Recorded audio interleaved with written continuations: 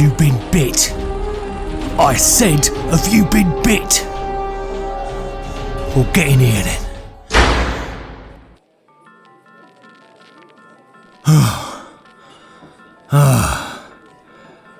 Well, I'm glad you're not dead. Welcome to the guild. You know the worst thing about being here in summer? What's that, Ben? I mean, you'd think it would be the smell, but I'm sort of inured to the smell. I mean, I was from the countryside anyway, so, I mean, the smell of feces is sort of always reminds me of home. But it's that the zombies will insist on taking their tops off. Yeah, that is an odd choice. Apparently, modesty goes away along with your actual animus. When you cease to be, you must also cease to have any type of concern about your own personal modesty. I mean, it must be the fact. I mean, if you ever look at these sort of nudist resorts before the fall, it was always people over 65. You get to a point where you just think, everything's hanging out to the bottom of my shorts anyway. I might as well just dispense with the shorts. That's true. Yeah, let's get rid of all social conventions at that point. And yeah, it's that cliche, and this kind of feeds into that cliche. The nudist colonies or the nudist beaches or any of those things, they were never populated by people that you would hope would be there. And it's the same thing now. The zombies feel like, we want to see the decaying flesh. Like this is something that we actually get some kind of enjoyment out of. I don't understand it. And there's a lot of holes where there shouldn't be holes. This is true. Yeah, this is true. But it's not. But it's nice though that you've stood in solidarity with the zombies and you've come here nude yourself. Well, look, I wanted. If there's anything that I'm known for, it's my willingness to try to get in with the program. And I didn't want them to feel self-conscious because I don't want to assume just because they're no longer technically living that they don't have any type of concern about what people think of them. I mean, every so often I get a glimpse of what looks to be maybe a bit of shame or self-doubt. And I don't want to be contributing to that in any way. I really want them to, look, they're not in a place where they want to be, clearly, but they don't have to necessarily be miserable all the time, right? I mean... the thing that gets me, though, every time I start to think, maybe there's some humanity there, maybe they're not so bad. And, they sort of look at you and go,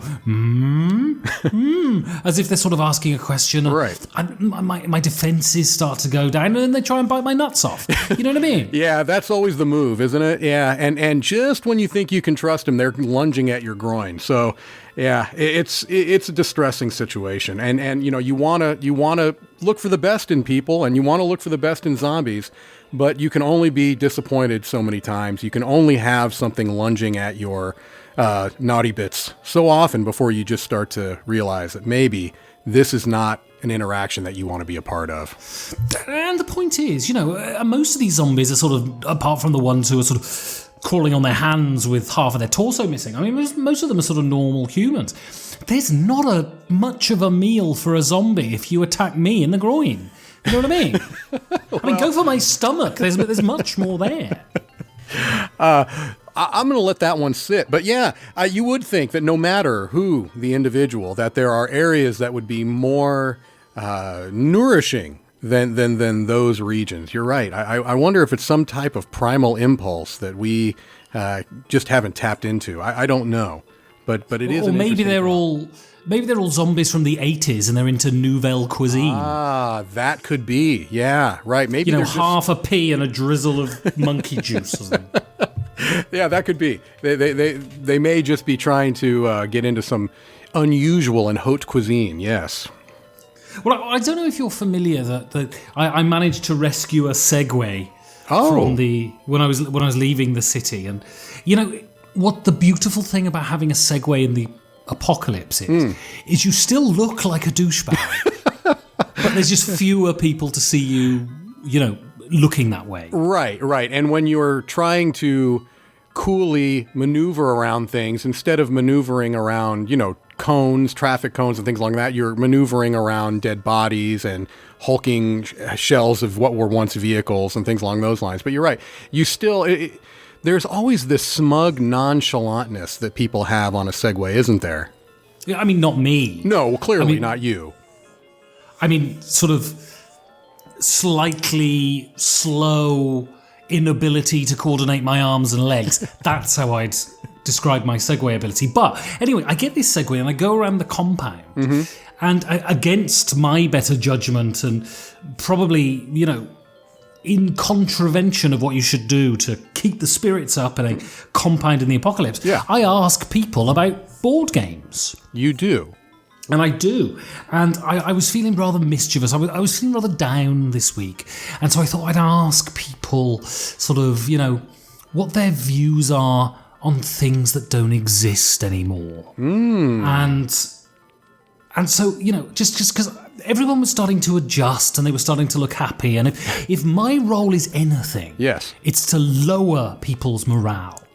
And Ben, if I might say so, I don't want to give you too much of an ego here, but there's no one I know better at making people feel horrible than you. So well done. Thank you very much. I take that as a compliment.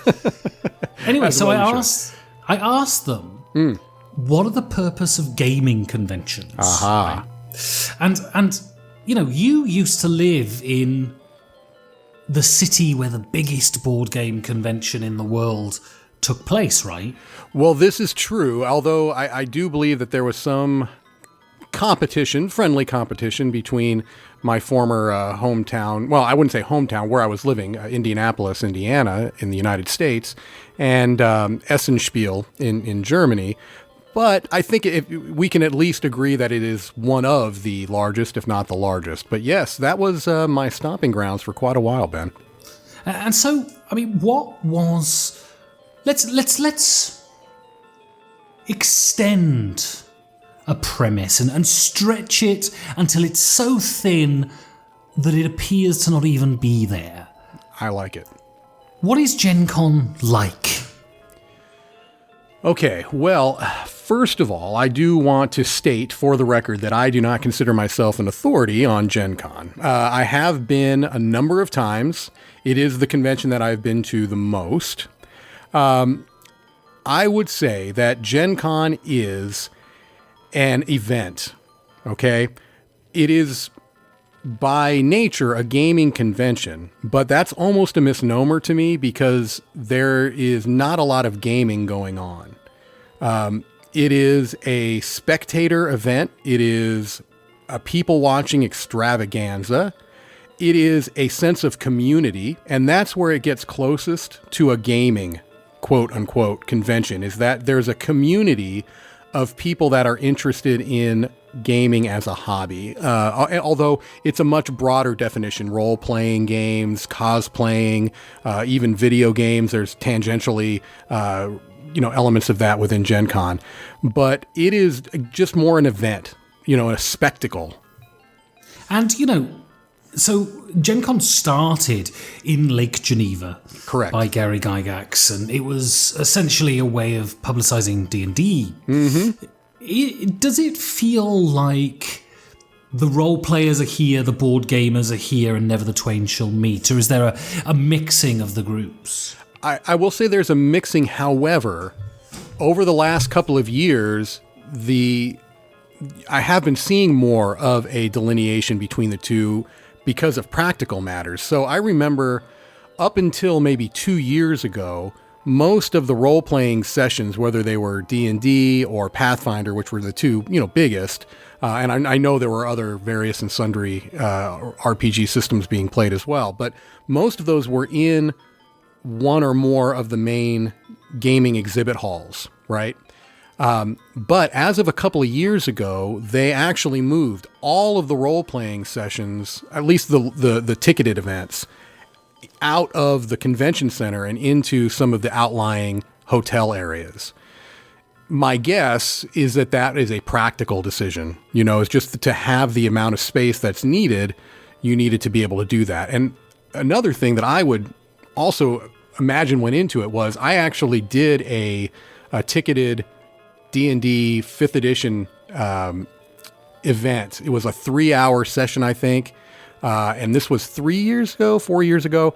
And it was very difficult to hear the DM at your own table, because there's, at any gaming convention where you have so many people in one room, there was a lot of background kind of just white noise going on. And so the DM would actually oftentimes it was a large round table, and he would walk around the table to speak to us sometimes individually because it was so difficult to be heard over the din. Yeah, I mean, it seems to me that role-playing in a big hall is the antithesis of what role-playing is. I would agree. You need a quiet room where you can have dynamics and people can be quiet and the DM can build suspense and then explode it. And yeah, I've never played at I did play once at the UK Games Expo. And the problem is with a convention role-playing experience is it makes it more about hack and slash. Right, absolutely. Or puzzle solving and not about role-playing and narrative, because you simply can't have those dynamics, right? No, you don't have the time and you don't have the atmosphere. You're absolutely right. So yeah, it was a very contained scenario, and it was all really built around an eventual combat. So you're absolutely right. Now, I do know that there are people that will, go for the longer day-long or even 2-3 day-long sessions, and you can, obviously flesh out more of a immersive experience there. But again, I think that part of the reason they moved out of the main convention hall would be to get a little bit more of a potential for atmosphere that's more conducive to that gaming experience. So imagine, if you will, that we're not living in the end times. We're living in close to the end times. You are living in Indianapolis. Your leader is a rug-headed, self-centered maniac who seems fixated on using his position to feather his nest as much as possible. Wow, this is hard to imagine. Okay, I'm trying. I mean, you're a creative man. And so the North America's biggest board game convention is held in what people tell me is a fairly unremarkable Midwest city in America. Okay. Is Gen Con at this point, what with hotel availability, being, what's the word I'm looking for? Not being served by the place in which it's located, even though you're from Indianapolis yourself, do you think it would be better if it moved to a city with better hotel infrastructure, that sort of thing? Or is Indianapolis just fine? And I think, if I may be so bold and immodest, and I may, that I'm a perfect person to ask this question, because I am not from Indiana. I am not from Indianapolis. I am not a native Hoosier. I am here now. I don't necessarily plan on settling here. So while I have some affection towards the area, it's mostly based around the people that I've met and know here rather than the actual area. So I guess what I'm saying is I think I can answer this without a lot of sentimentality based around the actual physical area. So with that caveat aside, there are some things that I think make Indianapolis an ideal host for Gen Con. And so let me lay out some of the positive points. Number one is that as a city, a medium-sized city, which, I think that still at this point is perfectly reasonable for a convention of this size. Essen, from what I understand, is not a huge sprawling metropolis, right? It's a medium-sized city here in Indianapolis. It is very densely contained. In other words, almost anywhere you want to go within Indianapolis is almost within walking distance. Now, from somebody that was kind of born and raised around Los Angeles, which is just the city of Los Angeles is sprawling. But if you take the whole incorporated, area, you're talking many, many, many, many, many miles. Indianapolis is ideal in that anywhere you really want to go, restaurants, other forms of entertainment outside of gaming, hotels, even if they're not connected to the convention center, are very accessible to you. And so that I think is good. Also, I do think it happens to be a nice walking city that is relatively safe. And so I think that's a benefit. The other benefit that I would give Indianapolis is that, from what I can tell, they actually, as a city, really appreciate this convention. The gamers are very welcomed in all of these, outlying businesses, because I think they appreciate the business. I don't get any sense of, oh God, here are these nerds and we have to. They seem to really get into it, these other outlying businesses that are not related to gaming at all. So I've laid out the positives, I think. Now, the negatives, that from what I can tell, are that it may get outgrown. If they make the choice to allow more people to come to Gen Con, if there's a demand for more people to come, then yes, I do think the infrastructure may get outgrown, whether you're talking about hotel rooms, whether you're talking about, available parking, even transportation, although to some extent Uber and Lyft have alleviated a lot of that. That could be a potential issue. And if you wanted to do, in the United States, I would argue that the convention city is Las Vegas, right? Because not only do they have so much infrastructure designed for conventions, but you also have so much other forms of entertainment that if you wanted to get away for a while, you can go to a casino. And you can almost say the same thing about the Dice Tower convention, is that they're in Orlando. You can go, a few blocks away to Disney World if you wanted to. There's really nothing analogous to that in Indianapolis. So that's a potential problem. Cows, though. I mean, there must be cows there or something. Cows and corn, yes. But the cows get into it, man. The cows, you can sense that they are very excited about the influx of this gaming culture. They get into it. Well, that's what I heard about Gen Con is the issue. It's not really the people with the big backpacks. It's just the cows not using the bathrooms, are just going in the halls. To be fair, the prevalence of cow feces actually improves the smell of the area in and around most. Probably true. That's actually gives it a nice earthy tang that you're looking for anything when you get around gaming convention bathrooms. So yeah, yes, there is. I do forget a little bit because I have been here to the Midwest for a while. I do forget that for people outside of this area, it can be a little bit of a taking aback because, it is around, not far outside of Indianapolis, is some very rural areas. And that is definitely not how I grew up. I grew up in Southern California, concrete everywhere, not a lot of trees. And you come here and it's very much the opposite of that. And so that can be, I think some people can see that as making it, a little bit backwards. And to be fair, I don't want to get too controversial here, but I do feel like a lot of people that are coming to Gen Con may have some beliefs and political affiliations that don't necessarily correspond to that of the locals. So the locals are all Trumpers, are they?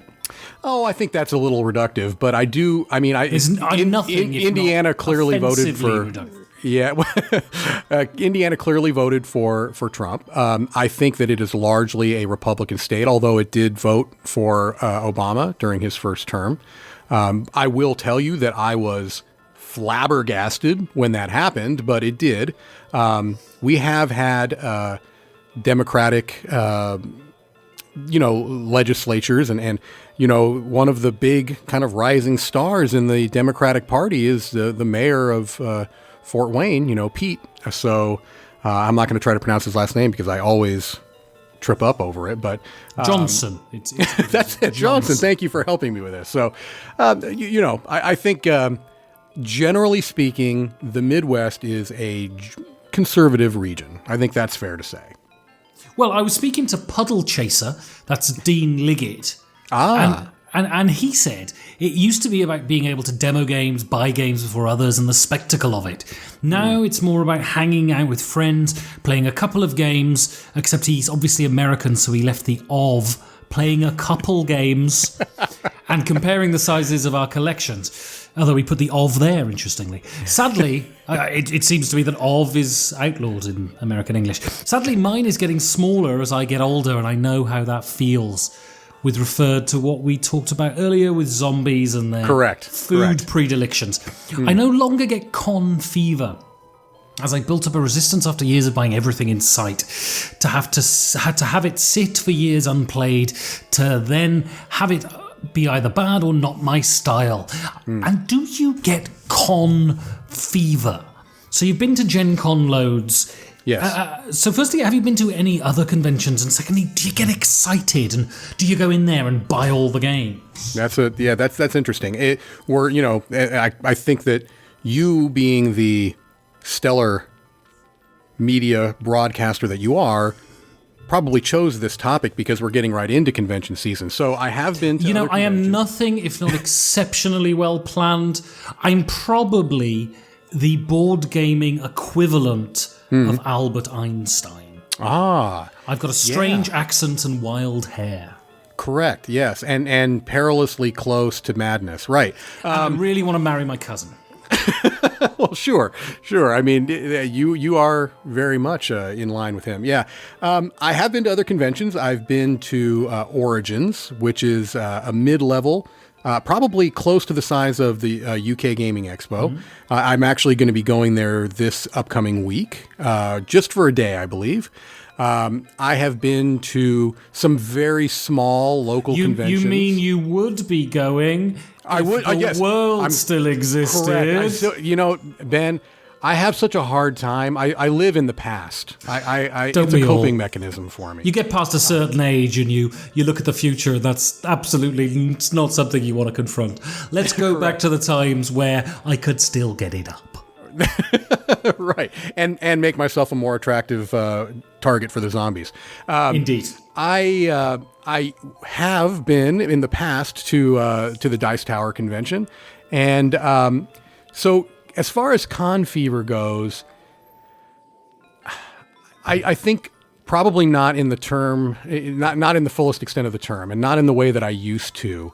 To some extent, and I don't mean this to be like a cry me a river situation, but as my role at conventions have changed a little bit, so has my kind of attitude sounds wrong, but so has my kind of state of mind going into them. So, in the years past, when I was going to conventions strictly as a consumer, and I do use that word very purposefully, my main concern, my main goal was targeting specific games that I wanted to buy, getting caught up in all of the rush and excitement of, am I going to be able to get it? Did they bring enough copies? Which, clearly we can get into a discussion of whether that was manipulated or not, but that's probably for another time. But I got caught up in all that, and I would get excited, and I would be ready to go bursting through those doors in a safe and calm manner the first day that the vendor hall opened. And so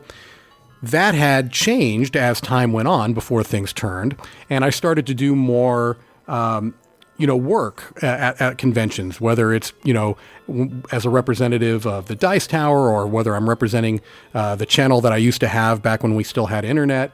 I love the way that you're adhering to this premise. You're a real hero. I'm adaptable. I do what I can for the kids. Yes, and... Yes, right.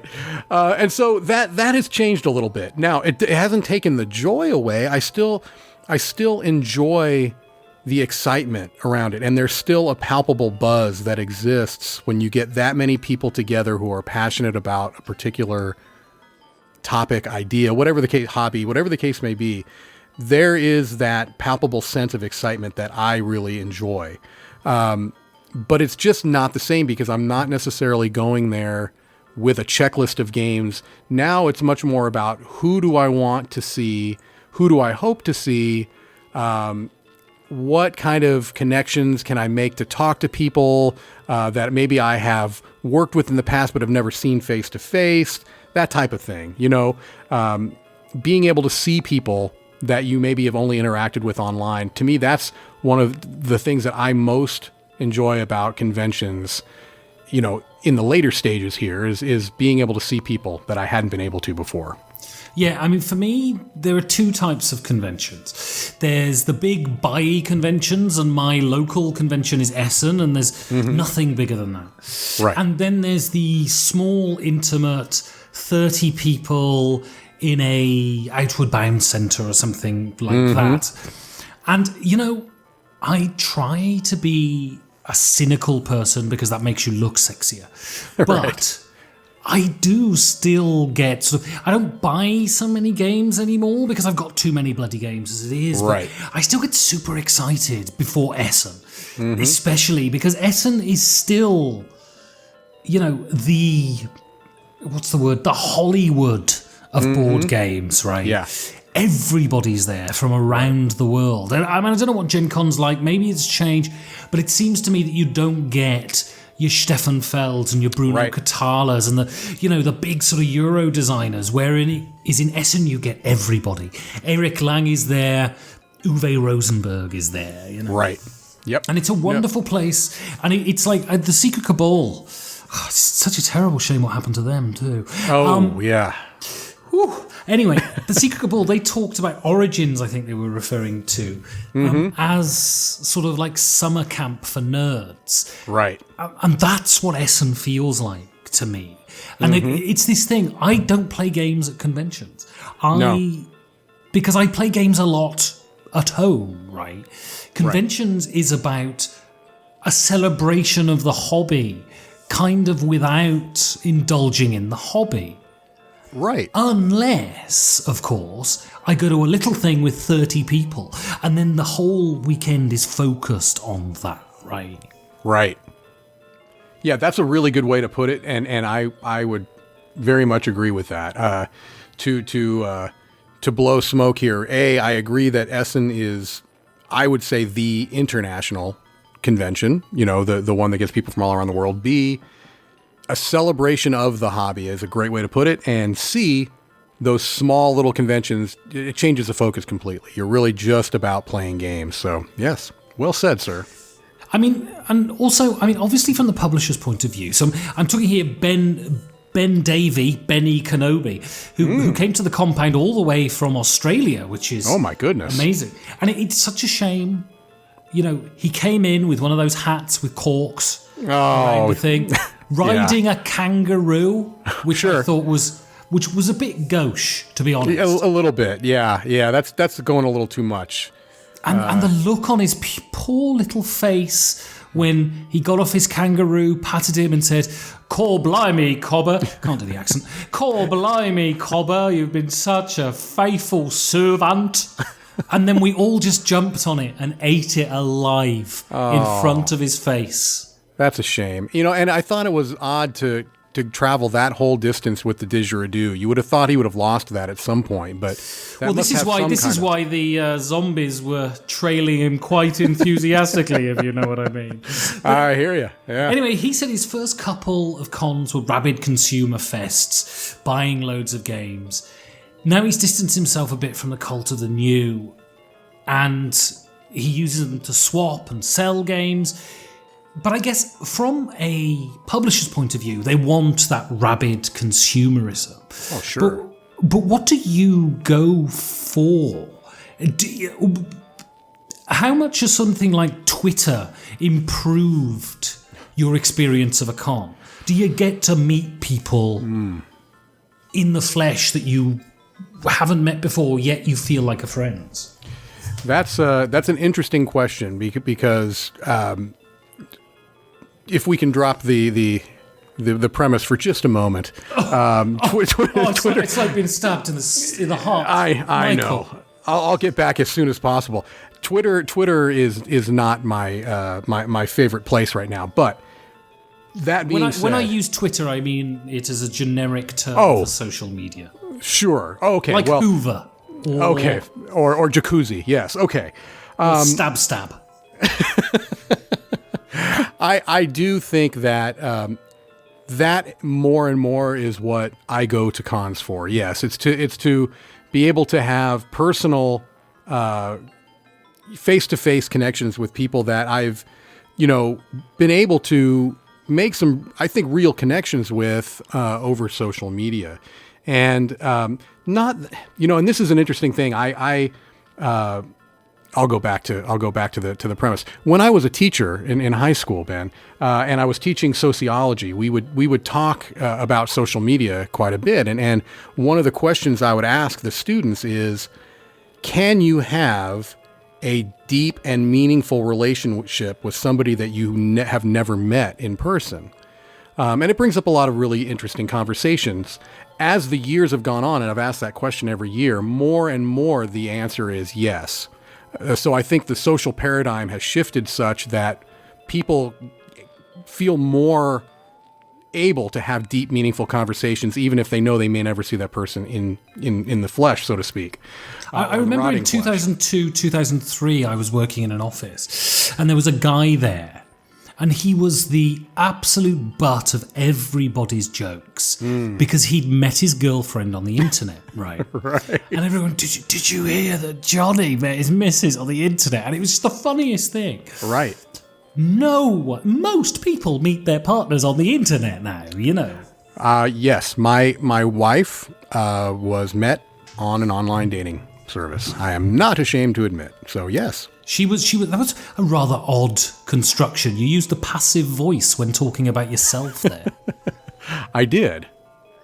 Is there some sort of distance between you and your wife, Mike? Is there something you want to get out? I certainly hope not. No. Well, the problem, Ben, is that I'm really being ultra careful about trying to keep my tenses clear here, trying to keep this elaborate timeline that we've weaved here. I'm trying to keep it together, and I'm failing miserably. When I first started this, I didn't conceive of it being such an issue to stick to a paper-thin premise. I've really dug myself a grave with this. Well, clearly you need to get people that have a little bit more on the ball than your current guest. But I'm doing the best I can, sir. So in your online profile, when you were courting your I really lady opened wife, the door here. Yes. Were the photos of what you're wearing this evening? Were you splayed on your Chevy? No, I'm trying to remember. I did obviously put photos, and now I will say this. That was a very suggestive way you said photo. I put photos. I had my bum hole out on them. well, that's a different type of dating site. I didn't go to that one. I was quite a bit. I was 65 pounds heavier there at that point, Ben. But what's that in real money, Mike? What's that in stones? I can't convert to your archaic and. So for the British, for the 65 for the European listeners, that's about 30 kilos. Okay, I'll take your word for it. So 12. Is it 14 pounds to the stone? I think it's 14 pounds to the stone. So what's that? That's nearly like 4 stone, Mike. I lost a few stones, yes. Wow. So yeah. I don't remember, honestly, the pictures that I put up there. I mean, I didn't choose anything too provocative. I do think that I chose at least one picture where I was wearing a hat. And I don't often wear hats. So I'm not sure what I was trying to suggest with that picture, but maybe I wanted to put across that, look, you don't know what you're getting with this guy. He might wear a hat. He might not.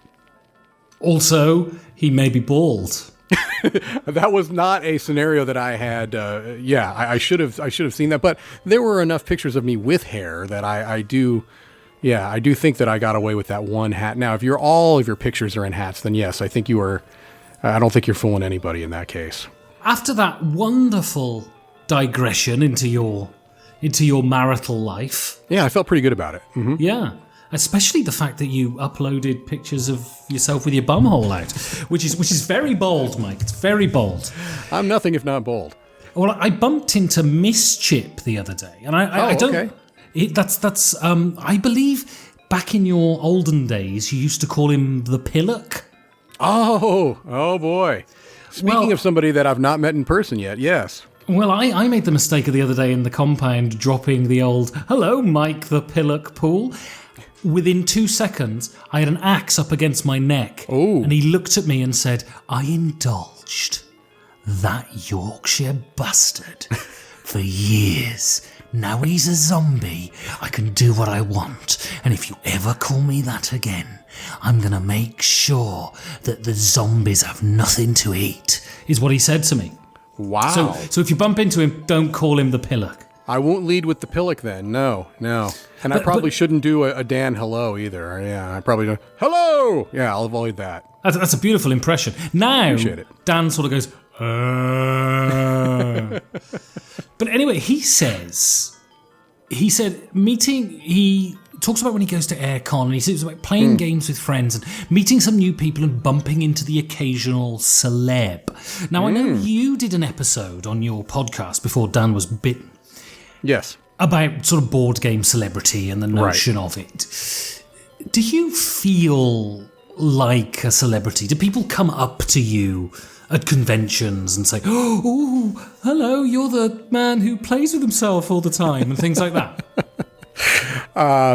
Well, so the two-part question. Do I feel like a celebrity? Absolutely not.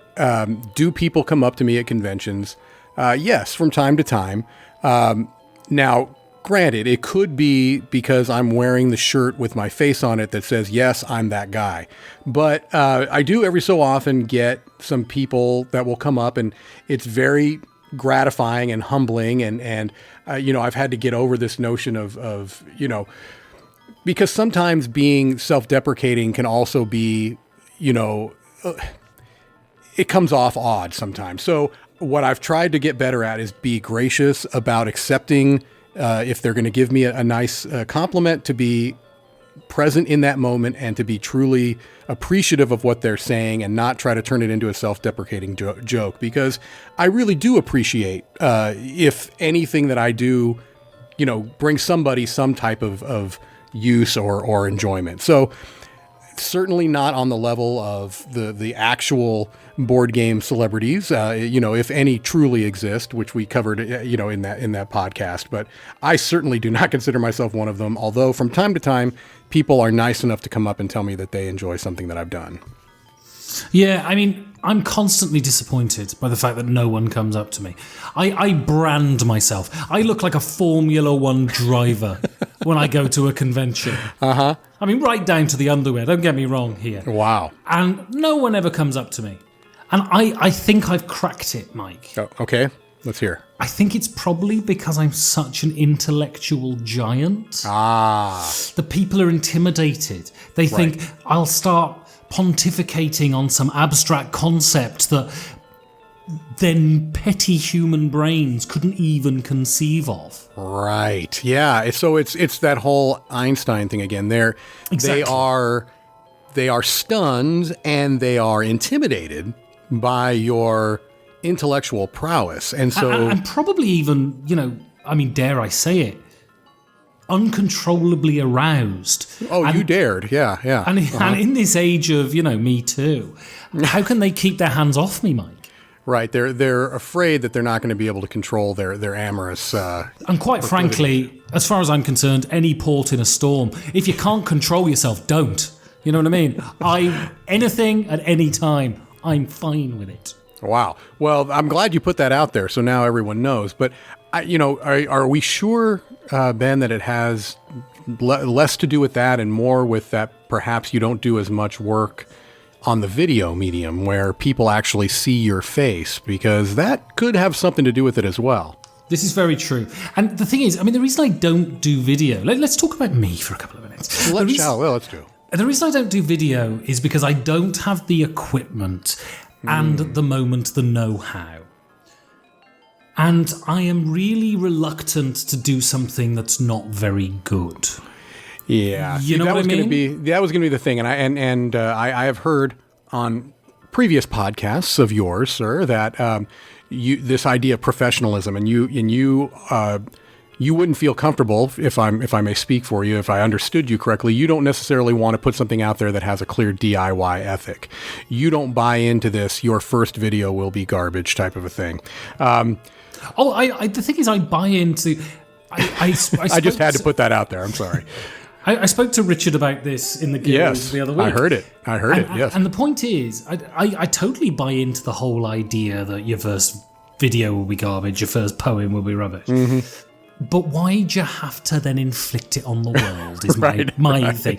Get good first, right? Or at least, not good, because, it's fine, but get at least able. Right. So I look at your videos and they look good, right?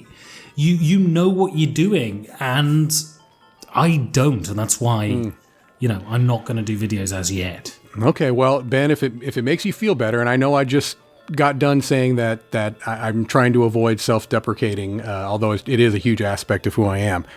The little that I know would be, I think, very surprising to you. I could very quickly, shockingly quickly, tell you what I know and what I have learned. I am not by any means a professional. I don't purport to be one. So if that's the only thing holding you back, then I would say reach out to your friends that you have that would very quickly get you up to speed, because, I think that you might fill an interesting niche in the video content area. Well, especially as I'm planning on calling it the Bumhole Chronicles. So, I might refer you to somebody else for that. Because you can come on, Mike. You can show us some of those old dating photos of yours. It's going to be a hell of a show. So the last person I spoke to was the zombie that managed to get through the fence, and that's your erstwhile partner. Oh my.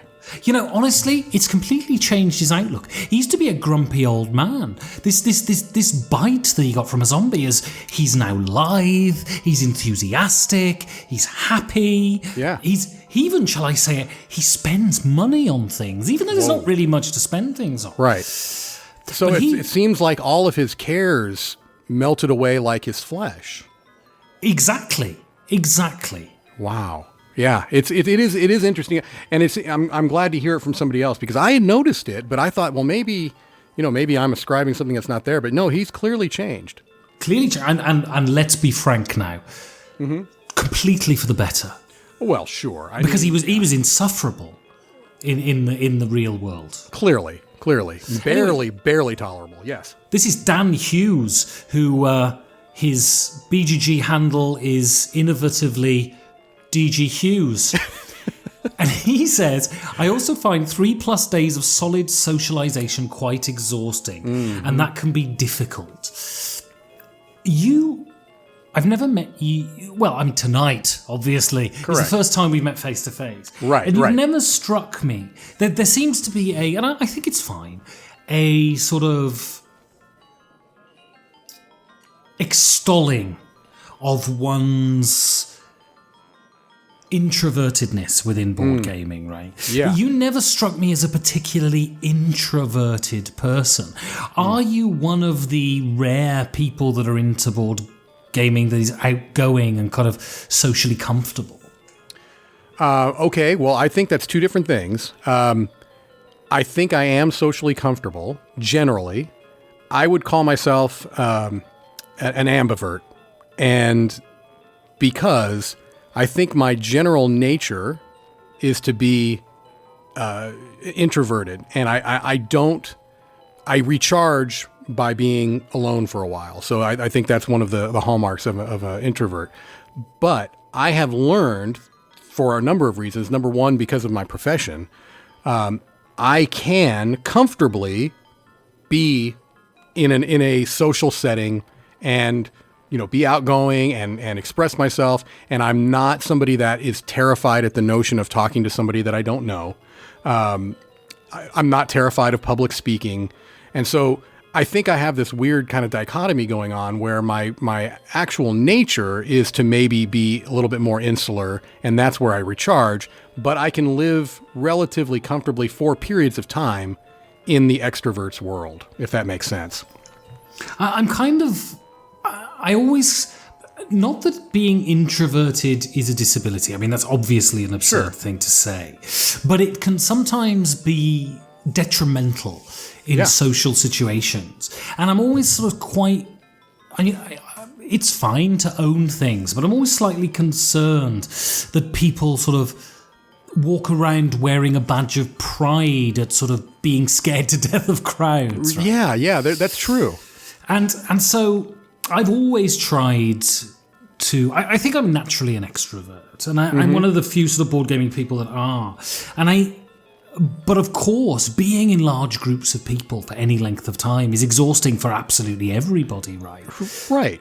But I think what gaming conventions do, which is great, is give the introverted board gaming types because people say board gaming is a social pursuit.